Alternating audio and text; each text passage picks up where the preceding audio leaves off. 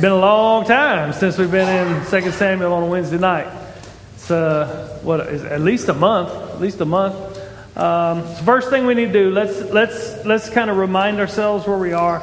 And there's a lot here. It's 36 verses or 33 verses. It's 30-something verses. And so in order to get through it, we're going to go fast. But if we start discussing things and asking questions, we don't have to finish because, honestly, the passage itself goes all the way to like 16:12. So we could just wait and do it next week. Through 1 Samuel and the first part of 2 Samuel, we've watched God's chosen king, David, rise to the throne.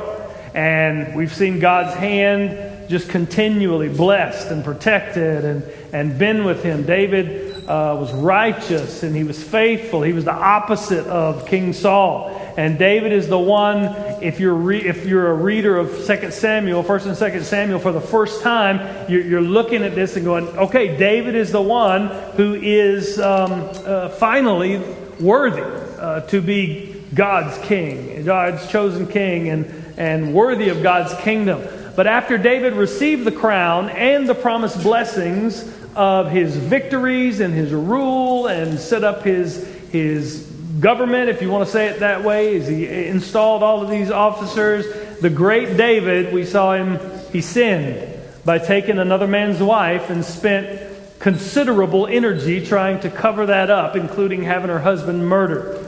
David deserved death. We saw that. Nathan said it when he came, but God forgave him. He said he put away his sin. Yet God also pronounced that there would be consequences that would follow David's house all of his life. Everybody remember that? Yes. Right. So through the prophet Nathan, God said in 2 Samuel 12, I think it was verse 10 or 11, he said, God told David, I'm going to raise up evil out of your house.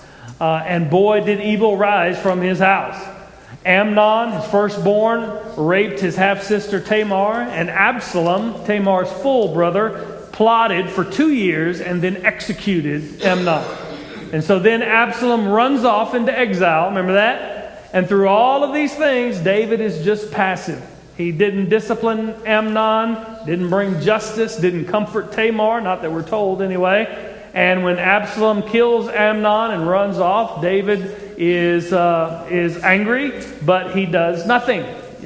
He is pretty much passive. And even after David agrees through Joab and the woman of Tekoa, we saw those the last time, I think. Even after David agrees to bring Absalom back to Jerusalem, he doesn't allow him to come into his presence. Y'all remember that? So David would give Absalom neither justice nor restoration. He just kept him out in limbo. And as chapter 14 ended, you remember Absalom was kind of fed up and he wanted Joab to help him get back into David's presence and burn Joab's barley field and did all of that. At the very end of chapter 14, there's this real sterile, vanilla reconciliation. Absalom was allowed to come to see David. David kisses him. No words were spoken whatsoever. And we got the real sense that this wasn't really a restoration. And it turns out, we're right. Just as Absalom plotted to kill his brother, Amnon, he is now going to plot to take the kingdom away from David. And this is going to be, in my opinion anyway, the darkest day of David's life as king. Even darker than his years running from Saul and all this.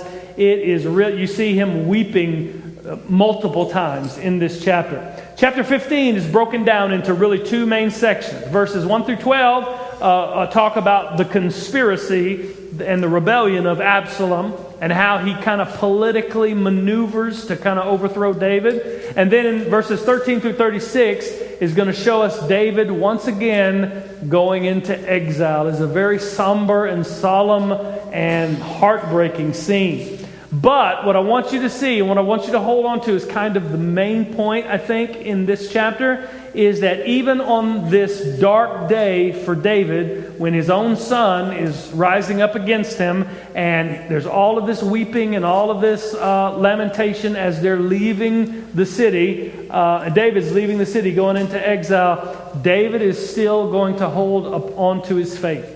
He has done much wrong. He has sinned Bathsheba and Uriah and been passive with his sons, been negligent as a father and as a king in the way he brought justice, but David still trusts God.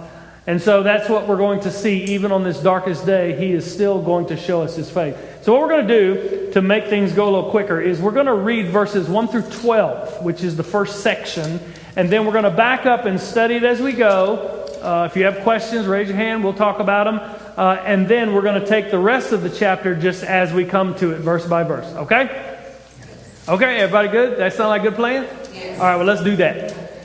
All right, so at the end of chapter 14, we saw this pseudo-reconciliation between David and Absalom through Joab. Joab brought him to David, and David kissed him. He bowed before David, and that was it. No words were spoken. And then the next line says this: after this reconciliation, Absalom got himself a chariot and horses and 50 men to run before him. And Absalom used to rise early and stand beside the way of the gate. And when any man had a dispute to come before the king for judgment, Absalom would call to him and say, "From what city are you?"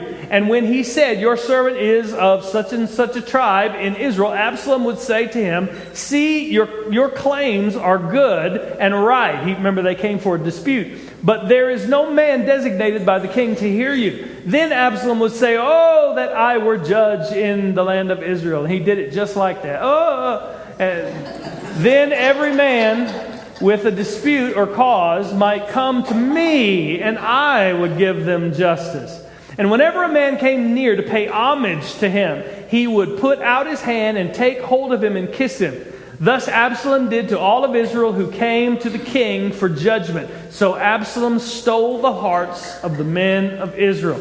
And at the end of 4 years, he did this for 4 years, Absalom said to the king, "Please let me go and pay my vow, which I have vowed to the Lord in Hebron. For your servant vowed a vow while I lived in Geshur," remember, in exile, in Aram, not exile, but he was running from justice after he killed Amnon.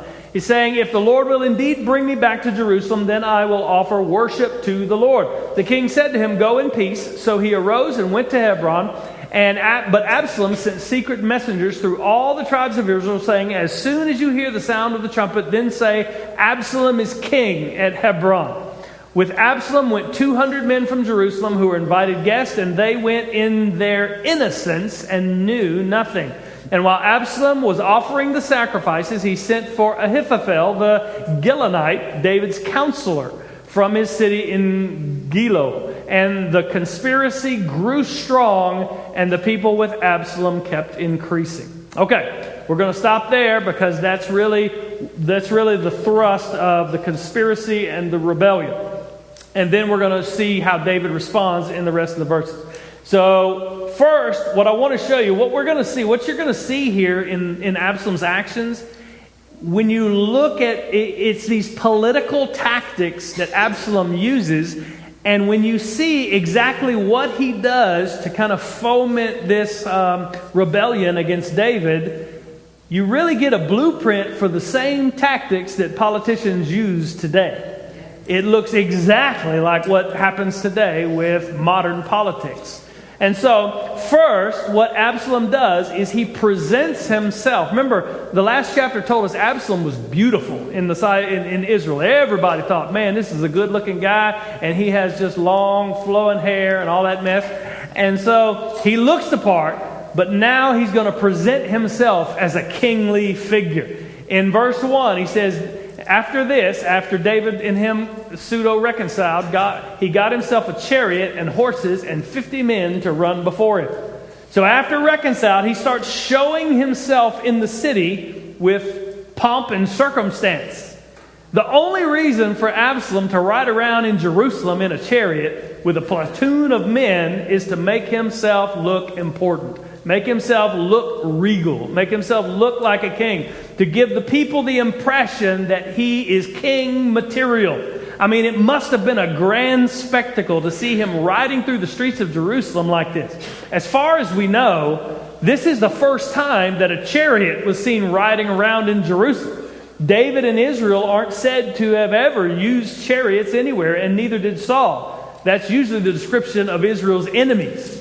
But back in 1 Samuel 8, verse 11, when the people asked for a king like the nations, remember, Samuel told him, your king will be a taker. He will take this and take that and take all those things.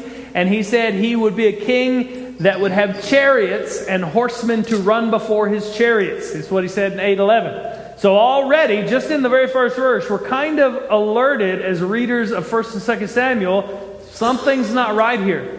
And then Absalom starts presenting himself as the solution to all of Israel's problems.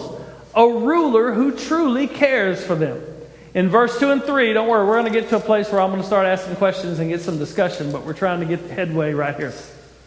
Absalom used to rise early and stand beside the way of the gate. And when any man had a dispute to come before the king for judgment, Absalom would call to him and say, "From what city are you?" And when he said, "Your servant is out of such and such tribe of Israel," Absalom would say to him, "See, your claims are good and right, but there is no man designated by the king to hear you." So what he's doing here, he positions himself at the city gate so he could intercept those who were coming to receive justice. You know, the city gate was one of the places where disputes were brought to be judged. And if the lower judges couldn't handle it, then they would go to David. And Absalom, the crown prince, made himself available for those who sought an audience with the king. And he always did four things. And so, first, he always agreed with the person's complaint, regardless of what it was. It just says whenever he saw anybody, he said, "Where are you from?" And they would tell him where they're from. And obviously they told him the dispute. And he would say, "Yeah, you're right. You've got a case." He always agreed with them. And he wasn't administering justice. He was just agreeing with the people to show that he was on their side. And the second thing he did, he always told them, well, the king can't be bothered to hear your case. He can't be bothered to appoint someone to hear your case either. Absalom was he was showing himself on their side, but he was also creating discontent among the people with the way David was running the government. You see it? He was currying favor with everyone for himself. And the third thing Absalom did was always claim that he is the solution to the problem. Verse 4, Absalom would say, "Oh, that I were a judge in the land, then every man with a dispute or cause might come to me, and what would I do? Well, of course, I would give him justice." What we need, guys, is a government that really cares about the people. If all these political tactics seem familiar to you, it's because they are. That's how politics still operates. You create discontent with the ruler or the leaders that are there. You present yourself as the solution to the problem, and you make promises that you don't intend to keep. Yes, you're absolutely right, and that should be done for you. But David can't see you, and he hadn't appointed anybody. But man, I wish I was a judge. I would give you justice. He's doing exactly what politicians do today. You create and feed discontent, make promises, and present yourself as the solution to all the problems. And Absalom is just as slippery as a politician. He doesn't just come out and say, "Oh, that I were king." That'd be a little too brash right now. You know, that would be a little too on the nose. So he comes out and says, "Oh, that I was a judge." He presents himself as the only hope for true justice in Israel. So Absalom looks like a king riding around in a chariot. He sounds like he has the answers to all the problems. And the fourth thing he does is he presents himself as a man of the people. In verse 5 and 6, "And whenever a man came to pay homage to him, he would put out his hand and take hold of him, kiss him. Thus Absalom did to all of Israel who came to the king for judgment. So Absalom stole the hearts of the men of Israel." Though he rode in chariots, and he is as far as the people are concerned, he's the crown prince next in line to the throne. We know God is going to choose Solomon. But he's riding around in chariots, power and authority. He's the perfect politician, kissing babies and ingratiating himself to the common man. He wanted the nation to see him as a man of the people. So when they came to him, he didn't let them bow down and kiss his ring or whatever. It says he took hold of them and he treated them like brothers and sisters. You know, he took hold of them and kissed them. And he did this to all of the people who came to the king for judgment. He intercepted everybody that was coming to David to have their case resolved and presented himself this way. So here's Absalom. Chapter 14 said, super handsome guy. You know, I got the Joel Osteen teeth, I'm sure. Long flowing hair. Powerful in his chariots. Men running before him. He's for justice for the common man. Seems like he really listens to the problems. Treats them with love like he's one of them. And promises that if he was judged, they would get justice. All of this slimy political maneuvering that we still see today. Why do we still see it today? Because it works. And it's going to work for Absalom. Verse 6 says that he stole their hearts. Why do these tactics work so well, do you think? Because they tell us exactly what we want to hear. Tell us exactly what we want to hear. Yeah? Anything else? I don't have no perfect answer. I'm just asking. It's obvious they still work. Why, though? Okay, moving on. They work for Absalom. But I want you to make sure that you see something here. To us, stealing someone's heart is kind of a romantic, emotional, oh, look at him, you know. But in Hebrew, stealing the heart is not a good thing. It doesn't just mean that he won their affections. It means he deceived them. In Genesis 31, Jacob is said to have stolen Laban's heart when he deceived him with the spotted and the striped flock and all that stuff. And so what Absalom did was, yes, he won their affection, but the writer of 2 Samuel is showing us he is deceiving them. He's lying to them. So we're told right up front that Absalom is up to no good. But man, he is smooth, he is calculating. And what he's done here in verses 1 through 6 was not a quick thing. He did it for 4 years before he put his plan in motion. In verse 7 and 8 he says, and at the end of 4 years, so for 4 years he presented himself as a kingly figure. He rubbed elbows with the common folk at the gate. He promised justice that he probably wasn't going to give. He was telling everybody that they had a case and they got justice. And he was telling everybody that the king can't be bothered with your case right now. For 4 years. And so, Absalom, after 4 years, it says, he said to the king, please let me go and pay my vow, for I have vowed to the Lord in Hebron, for your servant vowed a vow while I lived in Geshur, in Aram. Man, I'm having a hard time with that. Saying, if the Lord will indeed bring me back to Jerusalem, then I will offer worship to the Lord. He's talking about, let me go to Hebron because I made a vow in Geshur. And the king said to him, go in peace. So he arose and went to Hebron. David, what's wrong with you? Absalom asked David to go to Hebron to worship. Hebron was where Abraham was born, but it was where David had first been anointed king. Hebron was David's first royal city. Remember when only Judah received him as king? Absalom says that he made a vow when he was in exile. When was he in exile? 4 years ago. If you were David, what would be the first question that you ask? Huh? Yeah, it's been 4 years. What took you so long to keep your vow?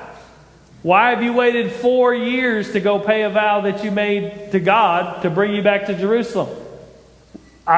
We're not told. We know Absalom's lying, but just like David has been with his other children, he just doesn't question anything. He didn't question when Amnon said, send Tamar to me.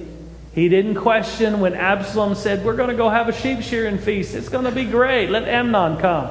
He didn't, and he doesn't question here. After 4 years, do you think David knew something was up, or do you think he's just clueless? We can't know for sure. Just speculate. I mean, I don't know how he couldn't have known, but it sounds like he was clueless. So think about it. I mean, you know people, right? Like, you tell a secret to people, it's going to get told. 4 years, Absalom has been standing at the city gate saying, David don't like y'all. David hadn't given anybody that can hear your case.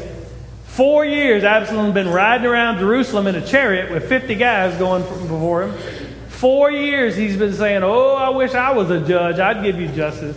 You think David ain't hurt? I don't know. He might not have, but it's hard for me to think after 4 years, nobody said, hey, you know what Absalom's doing? I don't know that to be true. That's just speculation. The text doesn't tell us anywhere. But man, come on. If he didn't know, he should have known. That's all I got to say. I don't know. He doesn't question. He doesn't question. And David said, the king said to him, go in peace. These are the last words David's going to ever speak to Absalom. And Absalom, with this lie on his lips, this is the last time Absalom will ever mention God in the text. And so we see the last time he says, I need to go because I promised God it's a lie. But it's the last time he mentions God with all of the rebellion that we're going to see in the next 3 chapters. And also this is the last time David ever talks to his son, Absalom. David, for some reason, the passive leader now after his sin with Bathsheba, tells him just to go in peace. And then we find out that just like with the murder of his brother, Absalom has a well thought out plan. He isn't just winging it.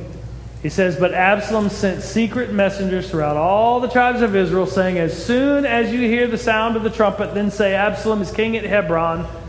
And Absalom went 200 men, and with Absalom went, see, somebody else need to come up here and read. With Absalom went 200 men from Jerusalem who were invited guests, and they went in their innocence, and they knew nothing. So Absalom has planned all of this out in great detail. Not only has he been sending secret messages to certain people that they should be prepared when they hear the trumpet to proclaim him king in Hebron, where David was proclaimed king first. He also planned to have a crowd there who didn't know anything about this, so he would have cover. This is the same plan that he had when he killed Amnon at the sheep shearing feast. Remember? He had a group who knew the plot, but most of the people at the meal didn't.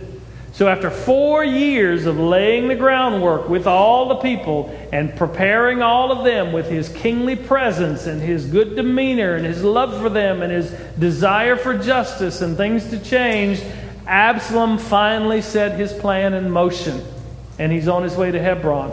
And then there's one more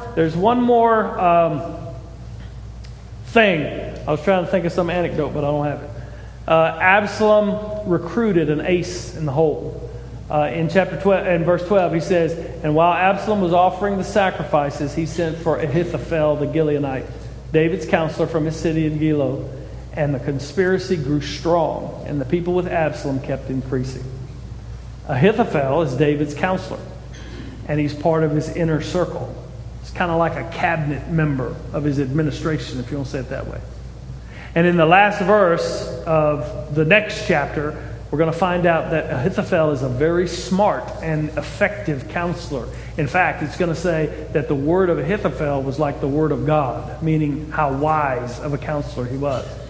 So Absalom had recruited one of David's own men to betray him and come over to his side. We're going to see that a little more later in the text. And later in the chapter, David is shocked when he hears about this. Now, we don't know why Ahithophel chose to betray the king, and it is a betrayal. I'll prove that to you later. But in 2 Samuel 23:34, Ahithophel is listed as the father of a man named Eliam. You remember Eliam? We've heard his name before. I don't expect you to remember. It's been too long. I had to look it up. Eliam was Bathsheba's father.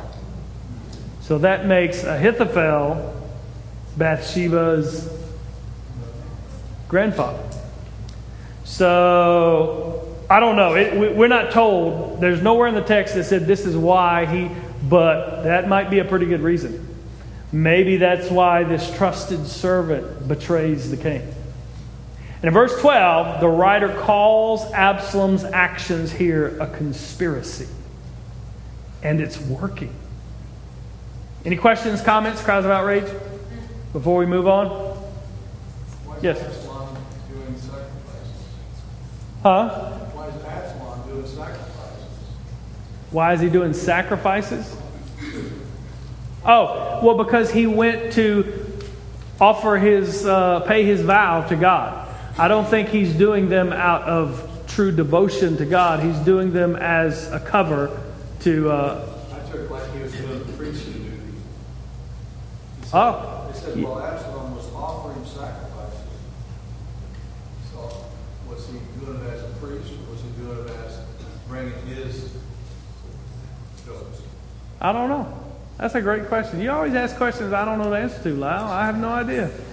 So anybody know why was Absalom offering the sacrifices? Was he acting as a priest? There is remember in 1 Samuel 8, 2 Samuel 8, where it said David's sons were priests? Is he doing it as a priest, or is he just bringing his own sacrifice? If I'm having to guess off the top of my head without any knowledge about it, I would say he's probably bringing his own sacrifice because he says, I got to go pay my vow to God. Maybe he vowed to sacrifice and worship there in Hebron. Why not in Jerusalem? I have no idea. But the whole thing is a plot. It was a big deal when Saul was offering. Yeah, it was a big deal when Saul did it. I don't know. That's a good question. That's a good question. Don't know the answer. Yes? I'm wondering if maybe David felt kind of helpless about whatever Absalom was going to do, because he brought Absalom back because of that lady and Joab? yeah, and so it maybe thought, well, God's hand is in all of it. What am I going to do? What's going to be is going to be. Maybe. So Pam said David might have felt helpless because he brought Absalom back because of the woman of Tekoa and Joab's little ruse with him. And maybe he just thought that this was God's will, and whatever God's going to do, God's going to do. David is going to make that statement at the end of this chapter with regard to him coming back to Jerusalem. But you're also going to see that while he trusts God's sovereign plan with whatever God chooses to do, he is going to act also with wisdom and send back spies and that kind of thing. So I don't know. Honestly, we can't know what David was feeling. All it says is he said, go in peace. So everything other than that is really just speculation. But it is good to kind of think about all of the things that have been going on all the way up until David sinned with Bathsheba. I mean, just righteousness and aggression, not bad aggression, but like not passive, just going and get it. Whatever's the right thing to do, that's what we're doing. And I don't care who you are, and I don't care what it's going to cost. And you killed my enemy, I'm going to kill you because you shouldn't have done that. And David was just all of these things. And ever since the sin with Bathsheba and Uriah, it's like he didn't discipline his sons. He looked like Saul when he took Bathsheba, and then he had Uriah murdered. The same thing kind of Saul did. He was a taker, and he was a murderer. And then now after this sin, even after his sin was forgiven and God pronounced the consequences on him that would come in his household, there's this passivity, and he looks like Eli now, who wouldn't discipline his sons, who wouldn't do what was right and chastise his sons. There's no word of condemnation for Amnon. Everything just goes on. There's no comfort for Tamar. There's neither justice nor restoration for Absalom. He runs off to Gehur, and David does absolutely nothing until Joab kind of forces the issue. And you just see this passivity, and I don't know why. My speculation is that maybe David's still feeling guilt. Maybe he's thinking, how can I? These are the same basic sins: a sexual sin and the sin of murder between Amnon. They're copying what they saw their father do. Maybe he's thinking, what moral authority do I have to discipline them? They're doing the same thing I did. I don't know any of that. All I'm saying is, it's strange that from that point on, you see David not administering justice as a father or as a king. It's going to get turned around here in a little bit. You're going to see David still has faith in God. He still trusts God. It's not that he's fallen away or anything like that. It's just that there's something that happened in him through his own sin, and the consequences of that sin have just reverberated out into his family. And that is what God said: I will raise up evil in your household, and the sword will never leave your household. So there's a lot of moving parts there that have to do with God's providence, the fulfillment of God's word, also the passivity of David. Just a lot of. I think the bottom line, if you want to take a byline away from it, rather than get into the weeds of all of the psychological things going on in David, is that sin always has consequences. Even forgiven sin will have earthly consequences. I think as David is leaving Jerusalem here in a minute, you're going to see, I think God is disciplining him, and David knows it. David sees it that way. So let's get to it, or we're not going to get to it. Verse 13 says, and a messenger came to David. Scene shifts. Now we're talking about David, saying, the hearts of the men of Israel have gone after Absalom. And David said to all his servants who were with him at Jerusalem, arise and let us flee, or else there will be no escape for us from Absalom. Go quickly, lest he overtake us quickly and bring down, remember this word, ruin on us, and strike the city with the edge of the sword. So first, when David hears that the people's hearts are with Absalom, that is the only thing that's told him in the text. He doesn't say Absalom is fixing to come get you. Absalom has been proclaimed king. Absalom is after your throne. He just says the hearts of the men of Israel have gone after Absalom. As soon as he hears that, he decides to run. At this point, he had to have known that Absalom had it in for him and was coming for the kingdom. If he thought Absalom was just, a loyal son, a good prince, just hearing that the people loved him wouldn't have set him off. But David hears this, realizes that he has lost the favor of the people. They were now for Absalom. He knew what kind of man Absalom was, and he says, we have got to leave now, or Absalom will bring ruin on us. The word translated ruin in your ESV is the word evil. Ra, it's the Hebrew word evil, the same word God used when he said, I will raise up evil from your own household, in chapter 12, verse 11. We are meant to see this as the fulfillment of the consequences of David's sin, just as Nathan foretold. The sword that David feared Absalom would bring against the city is the sword the Lord said would never depart from your house. David runs because he knows this is both the wickedness of Absalom, but it's also the fulfillment of the word of the Lord to him. And he also runs because this king loves his people. You see that? He wants to leave because he doesn't want war in Jerusalem. He doesn't want Absalom to strike the city with the edge of the sword. What he's talking about here is he doesn't want Absalom, who is now being proclaimed king in Hebron, to come and lay siege to the city. You know what laying siege means? It means they surround the city and they wait you out. They don't let no food go in. They don't let nothing come out. They just wait you out. And that would be detrimental to the people of Jerusalem. So David says, we have to leave. So David is about to become a fugitive, once again, just like in the days of Saul. But here's the thing. When you see this procession out of, the picture is out of the promised land, but he's just going out of Jerusalem.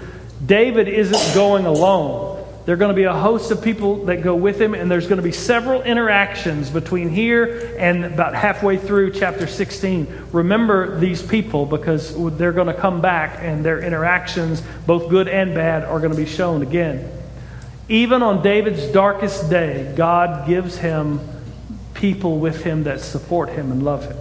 Verse 15 and 16 says, "And the king's servants said to the king, 'Behold, your servants are ready to do whatever my lord the king decides.' So the king went out, and all his household after him, and the king left 10 concubines to keep the house." Notice, David is called the king here. Make a note of that. It's going to be important. "And all of his servants are loyal to him. They're willing to go into exile with him." The text says that the king left with all his household. In Hebrew, house and household are the same word. David's house is departing from Jerusalem. And if we're reading 1st and 2nd Samuel, this book, for the first time, we're meant to be asking, wait a minute, God promised David's house would be made sure before him, and now they're leaving. What happened to this promise? Everything looks like it's up in the air right now. It is a dark day for David, probably the darkest, even darker than his running from Saul and hiding in caves and those things. And David decides to leave his concubines behind to keep the house. That's going to be important in the next chapter. You know what's going to happen, don't you?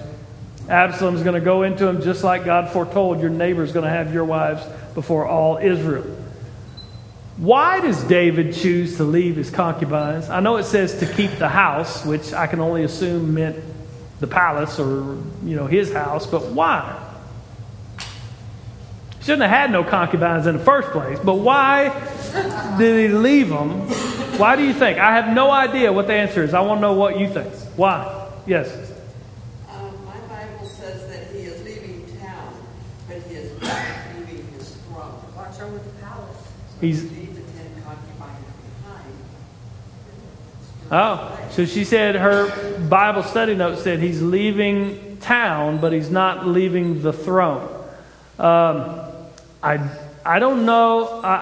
I think that he might be leaving them thinking I'm going to come back, but here in just a minute, he's going to call Absalom the king.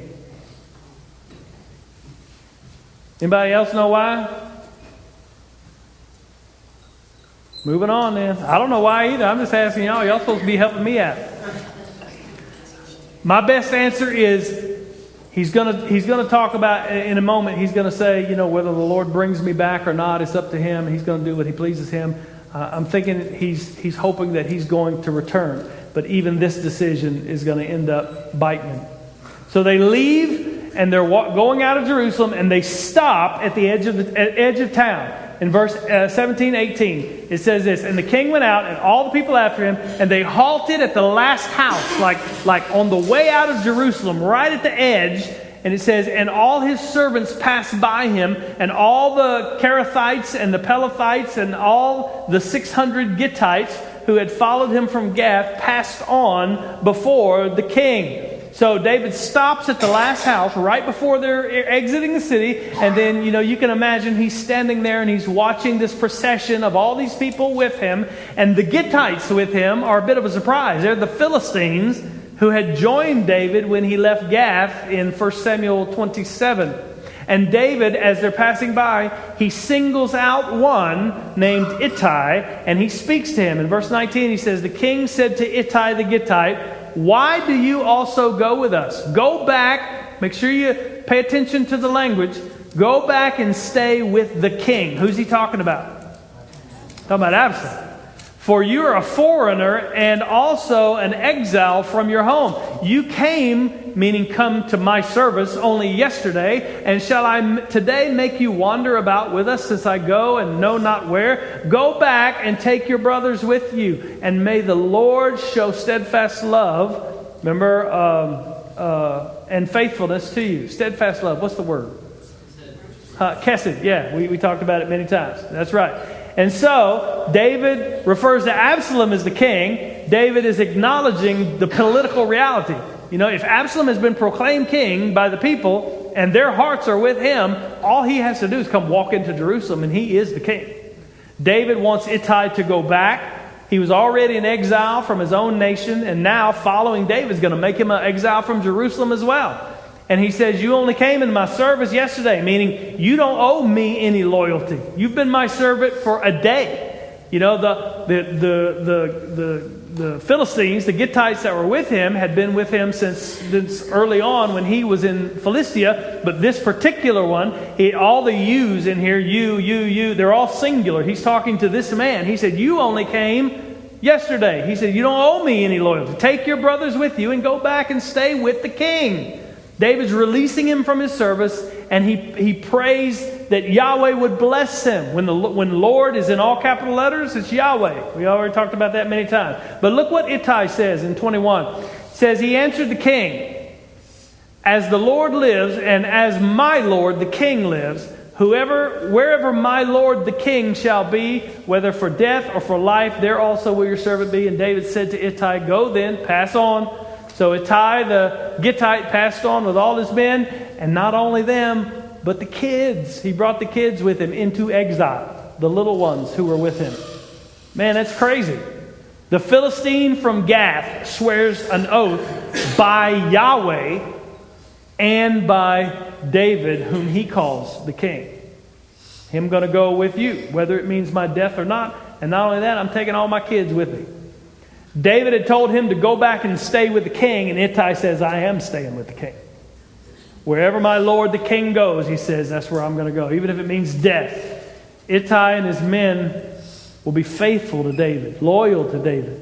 This Philistine doesn't owe David anything, it seems, if he only came yesterday into his employ, into his service. But he honors David as king and swears his loyalty by the Lord God. Why?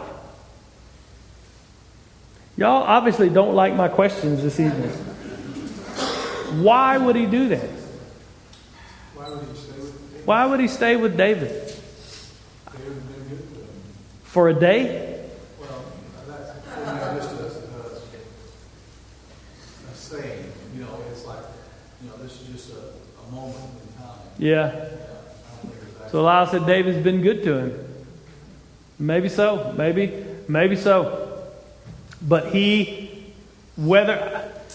don't know. I got to think, I think you're right, but I got to think that at some level, and I don't know how deep, Ittai recognizes that David is God's chosen king, because he swears not only by my Lord the king, but by this Philistine. Swears by Yahweh as well, as the Lord lives, as Yahweh lives, I'm going to stay with you. So David's own sin in many ways led to all of these consequences. But even here, on his way into exile, God provides him with those who are faithful to him, those who are loyal to him, a remnant, if you will. And now they leave the city and they cross the Kidron Valley. Verse 23-24. Only 7-8 verses left, I think. And all the land wept aloud as the people passed by, and the king crossed the brook Kidron, and all the people passed on toward the wilderness. Symbolism here is, it really happened. It's a historical event, but the symbolism in the language is incredible. They crossed the Kidron Valley to the east of Jerusalem. The stream, the brook of Kidron, it's kind of like a boundary marker for the city of Jerusalem. And the weight of their departure here was felt. They all wept as they're heading toward the wilderness. What pictures does that bring to you? Yeah. A reverse Exodus, actually, yeah. The word pass by, we've seen it several times already. It might be crossover in your translation, or pass over, or something to pass through. That word occurs 9 times in this text between verse 18 and verse 33. And it's the same word that occurs 22 times in Joshua as the people entered into the promised land. But here it's not used for their entry into the land, but their exit from it. And instead of coming out of the wilderness into God's blessing, they're leaving God's inheritance and going into the wilderness. The weight of all of this is just unimaginable. It's more than we can even comprehend. It felt like a loss of God's blessing, of God's inheritance. It looked like a loss of David's kingdom, and they are all weeping. But though David was weeping indeed with all of his people and in distress, I want to show you this. If we don't get any further, it's fine. David had not lost his faith in God. In the darkest day of his suffering, in the discipline for his own sin, in the incredible wickedness that had come against him, David still trusted God. In verse 24 through 26, it says this, "And Abiathar came up, and behold, Zadok came also with all the Levites." Who are they? The priests. "And they're bearing the ark of the covenant of God. And they set down the ark of God until the people had passed out of the city. Then the king said to Zadok, 'Carry the ark of God back into the city. If I find favor, grace, in the eyes of the Lord, he will bring me back and let me see both it and his dwelling place. But if he says, I have no pleasure in you, behold, here I am, let him do to me what seems good to him.'" What a statement of faith. David had the loyalty of the priests. Abiathar, Zadok are priests. All the Levites are priests. And they bring, listen, this is incredible here. They bring the ark before David and his people. What are they thinking? The symbolism here couldn't be clearer. I can't wait for y'all to answer. We're running out of time. They see this as God's people leaving the land. And they assume if this is a reverse of what Joshua did, if this is God's people leaving the land, then the ark has to go with them. But David says, no, the ark's going to stay. What happened the last time Israel thought having the ark with you meant having the blessing of God? They lost it. They treated it as a magic charm, and the Philistines took it. Remember? David's not going to treat the ark as a magic charm or a talisman of blessing. David says that his restoration will come from God or it won't. And it doesn't depend on whether or not he has the symbol of God's presence with him or not. He submits himself to God's plan for what is happening here. And he says whether God brings me back or not, he's going to do what seems best to him. David doesn't know whether he has lost favor with God or not, but he trusts God either way. David doesn't know that God will bless him or not, but he trusts God's will either way. David knows that God will bless him by grace, favor, or not at all. And either way, God is worthy to be trusted. God is worthy to be worshiped. But I want you to notice the other thing as well before we get ready to close this. We're probably got the end before we get to the end. Though David knows, David just gave a great faith-filled statement of the sovereignty of God and all this stuff that's going on and God's will and what it is, and he doesn't know what it is, but he trusts him, and whatever God decides is going to be best to him. But though David knows God is in control of all these things and he's going to do whatever he pleases, that doesn't mean David should do nothing and just lay back. In verse 27 and 20 through 29, it says, "The king also said to Zadok the priest, 'Are you not a seer? Go back to the city in peace with your two sons, Ahimaaz and your son, and Jonathan the son of Abiathar. See, I will wait at the fords on the wilderness until word comes from you to inform me.' So Zadok and Abiathar carried the ark of God back to Jerusalem, and they remained there." David is submitting to God's will. Whatever he decides, that's what's going to happen. He does not assume this means that he should not plan, prepare, act wisely. He sends these priests back to watch and send word about what happened. David and his household have left the city. They've crossed the Kidron Valley, and now they ascend the Mount of Olives, and this is where it really gets emotional. Verse 30. David went up the ascent of the Mount of Olives, weeping as he went, barefoot and with his head covered, and all the people who were with him covered their heads, and they went up weeping as they went. What a different scene this is to when David triumphantly danced into Jerusalem to the acclaim of the people. He is deeply mourning, barefoot, head covered, weeping as he goes. And when things seem like they can't get any worse, now he is told of his friend Ahithophel's betrayal. It said, "And it was told to David, Ahithophel is among the conspirators with Absalom." And David immediately throws this up to God and leaves it in his hands. Says, "Oh Lord, please turn the counsel of Ahithophel into foolishness." Hearing this news hurt David. Psalm 41:9 has often been thought to be a reference to Ahithophel, where David says, "Even my close friend in whom I trusted, who ate my bread, has lifted his heel against me." Who quoted that later? Jesus. In John 13:18, Jesus applies these words to Judas. So you get to connect in the dots. You really see how David feels. He feels betrayed. Feels betrayed by his friend. This is a betrayal in David's eyes. But once again, he places this in the hands of God. He prays, "God, make this wise counselor's counsel, make it into foolishness." And no sooner that David prays this prayer, that his prayer is answered. So we're going to read 32 all the way to the end of the chapter, so we can get done. It said, when David was coming to the summit where God was worshipped, remember, he just said, "God, make Ahithophel's counsel foolishness." When he came to the summit where he worshiped, behold, Hushai the Archite came to meet him with his coat torn and dirt on his head. He's mourning as well. David said to him, "If you go on with me, you will be a burden to me. But if you return to the city and say to Absalom, 'I will be your servant, O king, as I have been your father David's servant in times past, now I will be your servant, then you will defeat for me the counsel of Ahithophel.'" You see what he's saying? So he's trusting God. God's going to turn Ahithophel's counsel to foolishness. And when he sees Hushai, he says, "Here's the answer to my prayer." Once again, trusting God's will, trusting God's providence and his control of all things, and acting in wisdom, not sitting on his hands.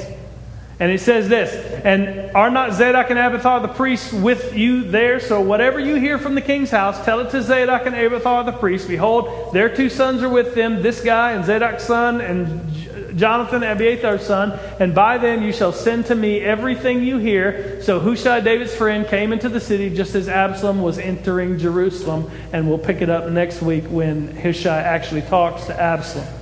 So once again, what you're seeing, David praying God would make the counsel ineffective.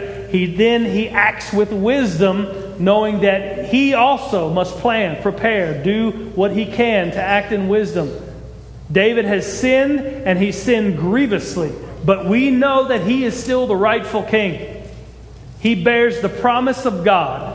And even though there are consequences for his sin, we know, because we know the rest of the story, God is not going to go back on his word to David. And even in our darkest days, neither will God fail to keep his word to us. Even under the disciplining hand of God, he will not fail to keep his word to us. For we have been united with the greater Son of David, the true King who did not sin. So when we face the darkest days, when we face the discipline of God for our sin, remember, Christians don't face punishment, they face discipline and chastisement to correct it. And when we face the suffering of this fallen world and the things that go on in this life, we have a sure word that we may hang our faith upon. We have the righteousness of our King who did not sin, but stood in our place, fulfilled God's covenant, and gave his perfect life to pay for all of our sin. So even in our darkest days, with the promise of God through Jesus Christ, we can have the faith that David shows here and says, "I don't know what God is going to do, but whatever he decides, I trust him." Questions, comments? I got through it all. Nothing? Okay, let's pray. God, we do love you. We thank you for your word. God, we thank you for your promises. We thank you for just watching the events of David's life and how we can see ourselves in David's sinfulness. We can see our Lord in David being the chosen king. God, we see so much of the gospel through 1 and 2 Samuel. God, I pray that you would help us to model the faith that David shows in these chapters. Though we don't model everything David has done, and we shouldn't, God, we are a people who bear the promise of God in Jesus. And so, God, we know that you are trustworthy, and even when we don't understand why we suffer, and we don't understand why we go through dark days, or even why sometimes your disciplining hand comes to instruct us and to grow us, God, we know that we can trust you because you are working for good for those who love you and are called according to your purpose. So, God, help us just to see you as you are, and to know that everything that we have is by your grace, by your favor, and it's through Jesus Christ. And so we have a sure word of assurance that our faith is pleasing in your sight through Christ's sacrifice. We do love you. We thank you. In Jesus' name we pray. Amen.